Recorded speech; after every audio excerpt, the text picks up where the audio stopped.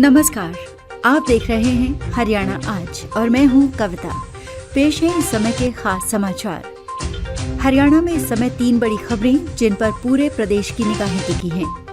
एक ओर जहां सरकारी डॉक्टरों की हड़ताल के कारण कई जिलों में स्वास्थ्य सेवाएं प्रभावित हुई हैं और स्वास्थ्य विभाग ने आपातकालीन योजना लागू कर दी है, वहीं दूसरी ओर गुरुग्राम की एक बड़ी रियल एस्टेट कंपनी पर प्रवर्तन निदेशालय यानी ईडी PMAY धोखाधड़ी मामले में आरोप पत्र दाखिल करने की तैयारी में है। साथ ही राज्य मंत्रिमंडल ने व्यावसायिक वाहनों के लिए नए नियम लागू करते हुए उनकी अधिकतम परिचालन आयु सीमा तय कर दी है।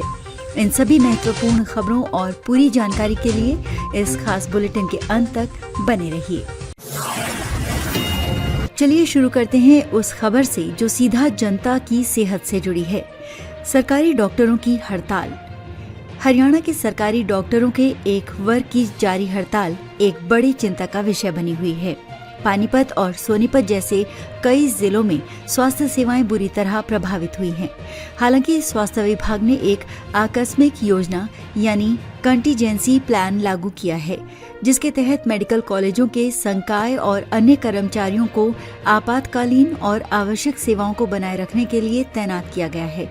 लेकिन राज्य के कई हिस्सों में OPD सेवाएं बाधित हैं।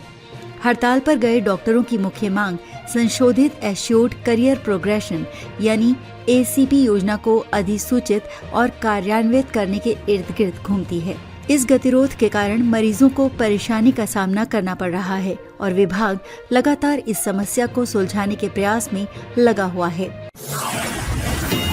अब रुख करते हैं दूसरी बड़ी और सनसनीखेज खबर की ओर, जो गुरुग्राम के रियल एस्टेट सेक्टर से संबंधित है। प्रवर्तन निदेशालय यानी ईडी गुरुग्राम स्थित एक रियल एस्टेट कंपनी और उसके प्रमोटरों के खिलाफ बहु करोड़ रुपए की धोखाधड़ी के मामले में आरोप पत्र दाखिल करने की तैयारी कर रहा है। ये धोखाधड़ी कथित तौर पर प्रधानमंत्री आवास योजना यानी PMAY से जुड़ी हुई है। ईडी की ये बड़ी कार्रवाई राज्य के रियल एस्टेट क्षेत्र में वित्तीय अनियमितताओं और मनी लॉन्ड्रिंग पर नकेल कसने की दिशा में एक महत्वपूर्ण कदम है। इस मामले में जल्द ही और खुलासे होने की संभावना है, जिससे पता चलेगा कि धोखाधड़ी का ये जाल कितना व्यापक था। और अंत में बात करते हैं उस अहम बदलाव की जिसका सीधा असर परिवहन और वाणिज्यिक सेवाओं पर पड़ने वाला है। हरियाणा मंत्रिमंडल ने राज्य के मोटर वाहन नियमों में महत्वपूर्ण संशोधनों को मंजूरी दे दी है। इन संशोधित नियमों के तहत पर्यटक और अन्य व्यावसायिक वाहनों के लिए नई अधिकतम आयु सीमाएं तय की गई हैं। ये नियम विशेष रूप से राष्ट्रीय राजधानी क्षेत्र यानी NCR और गैर NCR क्षेत्रों में चलने वाले वाहनों के बीच अंतर करते हैं। उदाहरण के लिए NCR में डीजल पर्यटक वाहनों की अधिकतम परिचालन आयु अब 10 वर्ष निर्धारित की गई है। ये बदलाव फ्लीट मालिकों और क्षेत्र में परिवहन सेवाओं पर एक बड़ा प्रभाव डालेगा, जिसका उद्देश्य प्रदूषण नियंत्रण और सुरक्षा मानकों को बेहतर बनाना है।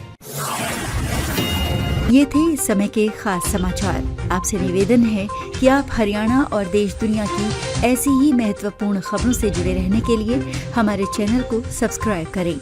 इस वीडियो को शेयर करें और आपके विचार क्या हैं, खासकर इन बड़ी खबरों पर हमें कमेंट बॉक्स में लिखकर जरूर बताएं। आपके विचार जरूरी हैं। साथ ही ये भी बताएं कि आप ये न्यूज़ कहां से देख रहे हैं।